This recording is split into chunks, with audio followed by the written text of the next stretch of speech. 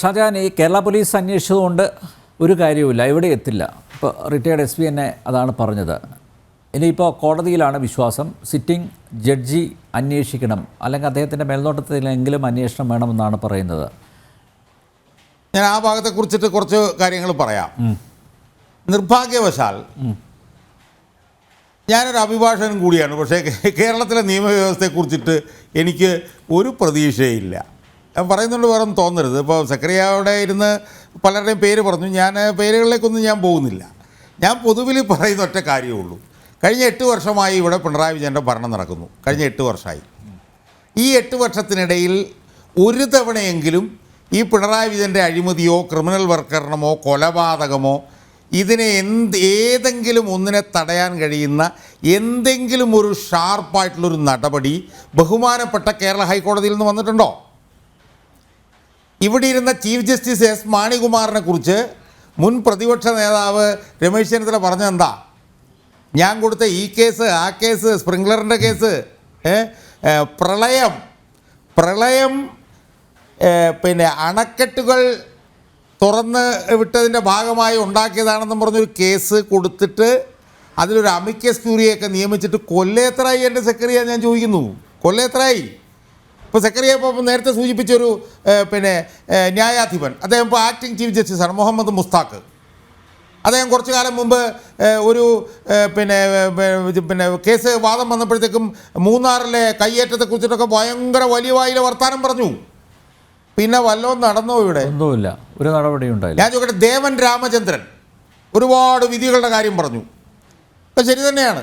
പക്ഷേ ഈ കയ്യടി കിട്ടുന്ന കുറേ കാര്യങ്ങൾ പറയുന്നതല്ലാതെ ഈ പിണറായി വിജയൻ എന്ന് പറഞ്ഞ ഈ അധോലോക നായകൻ്റെ അഴിമതിയോ അല്ലെ ക്രിമിനൽ വൽക്കരണമോ അല്ലെ കൊലപാതക രാഷ്ട്രീയമോ അല്ലെങ്കിൽ മനുഷ്യാവകാശ ലംഘനമോ അല്ലെങ്കിൽ കയ്യേറ്റങ്ങളോ ഇതിലെന്തെങ്കിലും ഒരു വിഷയത്തിൽ ബഹുമാനപ്പെട്ട കേരള ഹൈക്കോടതിയിൽ നിന്ന് ഇംഗ്ലീഷിൽ പറഞ്ഞാൽ കഴിഞ്ഞ 8 വർഷത്തിനുള്ളിൽ ഡിസിസീവായിട്ടൊരു സ്റ്റെപ്പ് വന്നിട്ടുണ്ടോ? ഡിസിസീവായിട്ടൊരു സ്റ്റെപ്പ്. അവിടെ ഇവിടെയൊക്കെ കുറച്ച് കാടളക്കിയിട്ട് അതിൻ്റെ വഴി അങ്ങ് പോവും. എനിക്കെതിരെ കോടതിയിലക്ഷ്യ കേസ് വന്നു. ആ കോടതിയിലക്ഷ്യ കേസ് വന്നു, ഞാൻ തന്നെ പോയി വാദിച്ചു. എന്നോട് മാപ്പ് പറയാമെന്ന് ചോദിച്ചു, ഞാൻ മാപ്പ് പറഞ്ഞു. ശരി, ഞാൻ ചോദിക്കട്ടെ, കഴിഞ്ഞ 2 വർഷങ്ങൾക്ക് മുമ്പ് ഹൈക്കോടതിയുമായി ബന്ധപ്പെട്ട് ഉയർന്നു വന്നൊരു ആരോപണം എന്തായിരുന്നു? കക്ഷികളിൽ നിന്ന് ഹൈക്കോടതി ജഡ്ജിമാരെ സ്വാധീനിക്കാൻ കക്ഷികളിൽ നിന്ന് ഒരു അഭിഭാഷകൻ കൈക്കൂലി വാങ്ങിച്ചു എന്ന് പറഞ്ഞൊരു വിഷയം ഉയർന്നു വന്നല്ലോ 2 വർഷങ്ങൾക്ക് മുമ്പ്. ആ വിഷയം ഉയർത്തിക്കൊണ്ട് വന്നത് തന്നെ ബഹുമാനപ്പെട്ട ഹൈക്കോടതിയിലൊരു ജഡ്ജിയാണ്. അയാളാണ് ആദ്യമായിട്ട് പറയുന്നത്, ദേ ഇങ്ങനൊരു സംഭവം നടന്നിരിക്കുന്നു. ഞാനൊക്കെ ഉൾപ്പെടെ അറിഞ്ഞത് അയാൾ പറഞ്ഞിട്ടാണ്, ഞാൻ പേര് പറയുന്നില്ല. അന്വേഷിക്കണം എന്നൊക്കെ പറഞ്ഞു. ആ സർക്കാരിനോട് അന്വേഷിക്കാൻ പറഞ്ഞു. ക്രൈം ബ്രാഞ്ച് എവിടെ പോയി? അത് അതിൻ്റെ വഴിക്ക് അങ്ങ് പോയി. ഞാൻ ചോദിക്കുന്നത്, 8 വർഷമായി കേരളത്തിൽ നടക്കുന്ന മനുഷ്യാവകാശ ലംഘനങ്ങൾ, കേരളത്തിൽ നടക്കുന്ന സ്ത്രീ പീഡനങ്ങൾ, കേരളത്തിൽ നടക്കുന്ന ഭൂമി കയ്യേറ്റങ്ങൾ, കേരളത്തിൽ നടക്കുന്ന അതിഭീകരമായിട്ടുള്ള അഴിമതി, ഇതിലേതെങ്കിലും ഒരു കാര്യത്തിൽ ഒരു ഒരു ഒരു ഒരു പറയാവുന്നൊരു വിധി, ഇത് ഹൈക്കോടതിയിലെ ന്യായാധിപന്മാരൊക്കെ കേൾക്കുന്നുണ്ടാവുന്നുണ്ട്, ഒരു വിധി വന്നിട്ടുണ്ടോ? ഈ S മാണികുമാർ എന്ന് പറഞ്ഞ ആളെ എത്ര കേസുകൾ അട്ടിമറിച്ചു? മുട്ടിൽ മരമുറി കേസുകൾ മുതൽ സ്പ്രിംഗ്ലറിൻ്റെ കേസ്, എത്രയെത്ര കേസുകൾ.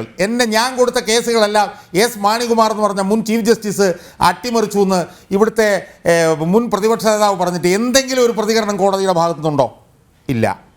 ഏറ്റവും അവസാനത്തെ ഒരു കാര്യം ഞാൻ പറയാം. ഇവിടെ വയനാട്ടിൽ ദുരന്തം നടന്നു. വയനാട്ടിൽ ദുരന്തം നടന്ന ഉടനെ തന്നെ ബഹുമാനപ്പെട്ട കേരള ഹൈക്കോടതിയുടെ ഡിവിഷൻ ബെഞ്ച് സുവമോട്ടോ കേസെടുത്തു. കൊള്ളാം, നന്നായി, സ്വമേധയാ കേസെടുത്തിട്ട് ആ കേസിൽ ഒരു അമിക്കസ് ക്യൂറിയെ വെച്ചു. ആ അമിക്കസ് ക്യൂറി എന്ന് പറഞ്ഞാൽ ആരാ? നിഷ്പക്ഷമായി കോടതിക്ക് വിവരങ്ങൾ അറിയിക്കേണ്ട ആളാണ് അമിക്കസ് ക്യൂറി. കേരളത്തിലെ ബഹുമാനപ്പെട്ട ഡിവിഷൻ ബെഞ്ച് വെച്ച അമിക്കസ് ക്യൂറി ആരാന്നറിയാമോ?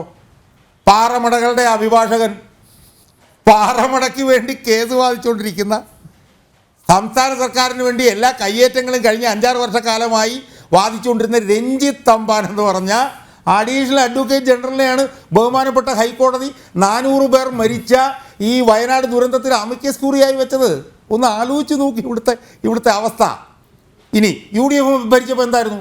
തിരിഞ്ഞാലും മറിഞ്ഞാലും സർക്കാർ വിരുദ്ധമായിരുന്നു. കമാൽ പാഷ പറഞ്ഞു, സീസറിൻ്റെ ഭാര്യ സംശയത്തിന് അതീതയായിരിക്കണം എന്ന് പറഞ്ഞു. പാവപ്പെട്ട KM മാണി രാജിവെച്ച് പോയി.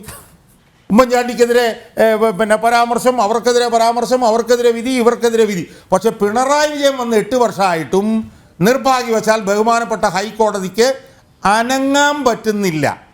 എന്തെങ്കിലുമൊക്കെ 2 കയ്യടി കിട്ടാനുള്ള 4 വർത്തമാനങ്ങൾ പറഞ്ഞിട്ട് അവിടെ പോവും, ഇവിടെ പോവും, അങ്ങോട്ട് പോവും, ഇങ്ങോട്ട് പോവും. കാര്യത്തോടെടുക്കുമ്പോൾ എക്സിക്യൂട്ടീവിനെ ജുഡീഷ്യറിക്ക് ഭയമാണ് എന്നാണ് പൊതുജനങ്ങൾക്ക് കാണാൻ കഴിയുന്നത്. അതിനകത്ത് ഈ പറഞ്ഞ ജഡ്ജിമാരെ കൊണ്ട് ഞാൻ അവരുടെ ഒന്നും പേര് പറയുന്നില്ല. ഏത് വാതിലിൽ മുട്ടിയാൽ നീതി കിട്ടും? അതാണ് ചോദ്യം. ഒരു വാതിലിലും നിർഭാഗ്യവശാൽ ഇവിടെ മുട്ടാൻ ഇല്ല എന്നുള്ളതാണ് അവസ്ഥ. പക്ഷേ ജനങ്ങൾ പയ്യെ അസർട്ട് ചെയ്ത് വരുന്നുണ്ട് എന്നുള്ള കാര്യം വളരെ ചാരിതാർത്ഥ്യജനകമാണ്. ഈ ഹേമ കമ്മിറ്റി റിപ്പോർട്ടിൽ തന്നെ ഈ രഞ്ജിത്തിനും ഈ സിദ്ദീഖിനും ഈ മോഹൻലാലിനുമൊക്കെ ഉൾപ്പെടെ രാജിവെച്ച് വാലും ചുരുട്ടി ഓടേണ്ടി വന്നത് രാഷ്ട്രീയ പാർട്ടികളൊന്നും പറഞ്ഞിട്ടല്ല. ഇവിടെ എല്ലാ രാഷ്ട്രീയ പാർട്ടിയും ചത്തു. CPM നേരത്തെ ചത്തു, ഇപ്പോൾ കോൺഗ്രസും ചത്തു, BJPയും ചത്തു. പക്ഷേ ജനങ്ങൾ അസർട്ട് ചെയ്ത് തുടങ്ങിയിട്ടുണ്ട്. അതുകൊണ്ടാണ് ഇവർക്കൊക്കെ രാജിവെച്ച് പോകേണ്ടി വരുന്നത്. അതുകൊണ്ട് ജനങ്ങളെ കൂടുതൽ അസർട്ട് ചെയ്യും, അവർ കൂടുതൽ അതോറിറ്റേറ്റീവ് ആകും. അവർക്ക് ഇവിടുത്തെ രാഷ്ട്രീയക്കാരാരാണെന്ന് മനസ്സിലായിട്ടുണ്ട്, അവർക്ക് ഇവിടുത്തെ പോലീസ് ആരാണെന്ന് മനസ്സിലായിട്ടുണ്ട്, അവർക്ക് ഇവിടുത്തെ ജുഡീഷ്യറിയും ആരാണെന്ന് മനസ്സിലായിട്ടുണ്ട്. അതുകൊണ്ട് ജനങ്ങൾ അസർട്ട് ചെയ്യും എന്നുള്ളത് ഈ രാഷ്ട്രീയക്കാരന്മാർ കോൺഗ്രസ് ആയാലും കമ്മ്യൂണിസ്റ്റ് ആയാലും BJP ആയാലും എല്ലാം ഏത് പി ആയാലും മനസ്സിലാക്കിയാൽ നല്ലത്. ഇതൊന്നും നിൽക്കാൻ പോകുന്നില്ല. പിണറായി വിജയനും നിൽക്കില്ല, മുകേഷും നിൽക്കില്ല, അജിത് കുമാറും നിൽക്കില്ല, P ശശിയും നിൽക്കില്ല. അവരൊക്കെ ഒരു ചരിത്രത്തിൽ കുറേ കാലത്ത് ഇങ്ങനെ നിൽക്കും. അത് കഴിയുമ്പോഴത്തേക്കും അവരൊക്കെ ചരിത്രത്തിൻ്റെ ചവറ്റുകൊട്ടയിലേക്ക് വലിച്ചെറിയപ്പെടും എന്നുള്ള കാര്യത്തിൽ എനിക്ക് യാതൊരു സംശയവുമില്ല. എനിക്ക് ഓരോ ദിവസവും ഈ സംബന്ധിച്ചിട്ടുള്ള ആത്മവിശ്വാസം വർദ്ധിച്ചാണ് വരുന്നത്. അതുകൊണ്ട് CBI അന്വേഷണം, കോടതി നിരീക്ഷണത്തിൽ അന്വേഷണം. ഞാൻ ചോദിക്കട്ടെ, ഞാൻ അവസാനമായിട്ടൊരു കാര്യം പറഞ്ഞ് ഞാനങ്ങനെ അവസാനിപ്പിച്ചോളാം. 2017 കേരളത്തിലെ ഒരു പ്രധാനപ്പെട്ട നടി ലൈംഗിക ചൂഷണത്തിന് വിധേയമായി. 2017 മുതൽ കേസ് നടക്കുക. 7 വർഷം. ഇപ്പോൾ 2024 എന്നെ ഏറ്റവും ഞെട്ടിക്കുന്ന കാര്യം എന്താണെന്നറിയോ? 7 വർഷമായിട്ട് ഈ കേസ് നടത്തിക്കൊണ്ടിരിക്കുന്നത് ഒരു വനിതാ ജഡ്ജിയാണ്. എവിടെയെങ്കിലും എൻ്റെ സെക്രട്ടറിയെ നിങ്ങൾ കേട്ടിട്ടുണ്ടോ? കാരണം 3 വർഷം കൂടുമ്പോഴത്തേക്കും ഈ വക്കീലന്മാർക്ക് ട്രാൻസ്ഫർ ഇല്ലേ? പക്ഷേ ഈ കേസിൽ ജഡ്ജിക്ക് വക്കീലിനല്ല, ജഡ്ജിക്ക് ട്രാൻസ്ഫർ ഉണ്ട്. പക്ഷേ ഈ കേസിൽ ജഡ്ജി ഇങ്ങനെ കേട്ടുകൊണ്ടിരിക്കുകയാണ്. ഒരു വനിത, അവർ 7 വർഷമായിട്ട് കേൾക്കുകയാണ്. അവർ ചീത്ത വിളിക്കുന്ന മുഴുവൻ പ്രോസിക്യൂഷനെയാണ്. ഒരു ഘട്ടത്തിൽ അവർ ചോദിക്കുകയാണ്, ഇതെന്താ പ്രോസിക്യൂഷനാണോ പ്രോസ്റ്റിറ്റ്യൂഷനാണോ നടക്കുന്നതെന്ന് കോടതി ചോദിക്കുകയാണ് അവർ. എന്നിട്ട് ആ പീഡിപ്പിക്കപ്പെട്ട സ്ത്രീയെ 16 17 പിന്നെ പ്രതികളുടെ വക്കീലന്മാർ വന്നിട്ട് അശ്ലീലമായിട്ടുള്ള ചോദ്യം ചോദിച്ചിട്ട് ആ സ്ത്രീ കോടതിയിൽ പൊട്ടിക്കരയുമ്പോൾ അവിടെ ഇരിക്കുന്ന വനിതാ ജഡ്ജി ഇങ്ങനെ ഇരിക്കുകയാണ്. അവരങ്ങനെ, നീ ആസ്വദിച്ചോ ഇല്ലെന്ന് എനിക്കറിയില്ല, പക്ഷെ അവരങ്ങനെ ഇരിക്കുകയാണ്. ഈ കേസ് 7 വർഷം കഴിഞ്ഞിട്ടും തീർക്കുന്നതിൽ ആ ജഡ്ജിക്കൊരു താല്പര്യവുമില്ല. ഇപ്പം ഞാൻ അവസാനം കേട്ടത്, ആ കേസ് അന്വേഷിച്ച ബിജു പൗലോസിനെ 120 ദിവസമായിട്ട് വിചാരണ ചെയ്തുകൊണ്ടിരിക്കുക. 120 ദിവസമായിട്ട്. അതൊക്കെ എന്തോ അസുഖം ബാധിച്ചു എന്നാണ് എൻ്റെ. പക്ഷെ ഞാൻ പറയുന്നത് എന്താണെന്നറിയോ, എൻ്റെ ആ ഭാഗത്തുള്ള ആത്മവിശ്വാസം കുറവെന്ന് പറഞ്ഞാൽ ഈ കേസ് പെട്ടെന്ന് തീർക്കണമെന്ന് എറണാകുളം പ്രിൻസിപ്പൽ സെഷൻസ് കോടതിക്കും ആഗ്രഹമില്ല, കേരള ഹൈക്കോടതിക്കും ആഗ്രഹമില്ല, സുപ്രീം കോടതിക്കും ആഗ്രഹമില്ല. അല്ലെങ്കിൽ ഈ കേസ് തീരില്ലേ? കാരണം എന്താണെന്നറിയാമോ, ഒരു മെമ്മറി കാർഡിൻ്റെ വിഷയമുണ്ട്. ആ മെമ്മറി കാർഡിൻ്റെ വിഷയത്തിൽ അതിലിപ്പോലും അന്വേഷണം ഹൈക്കോടതി ജഡ്ജിമാരും ഉൾപ്പെട്ടിട്ടുണ്ട് എന്നുള്ള ആരോപണം ഉയർന്നിട്ടുണ്ട്. പല ഹൈക്കോടതി ജഡ്ജിമാരും